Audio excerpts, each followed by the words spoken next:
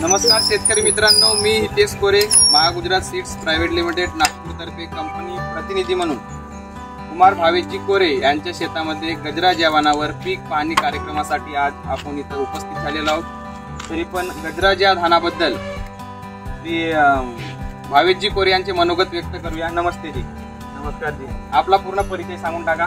माझा पूर्ण नाव भावेश दिनेश कोरे, मी मनेरी गावी राहतो।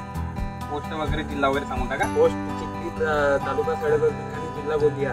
तुम्ही आपल्या शेतामध्ये कोणत्या वाणाची लागवड केली आहे? मी आपल्या शेतामध्ये गजराज धानाची लागवड केली। गजराज रोग प्रतिकारक शक्ती, रोग वगैरे लागला काही? नाही, रोग कोणताच नाही लागला, रोग वगैरे नाही लागला। आणि खताचे डोजेस कसे काय झाले?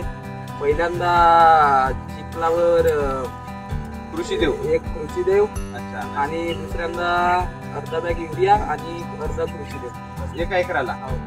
बघू शकता शेतकरी मित्रांनो, कमी खर्चामध्ये आपला MG गजराज हा ठोकळ धान 110 ते 15 दिवसाचा तुम्हाला जास्तीत जास्त उत्पन्न देऊ शकते।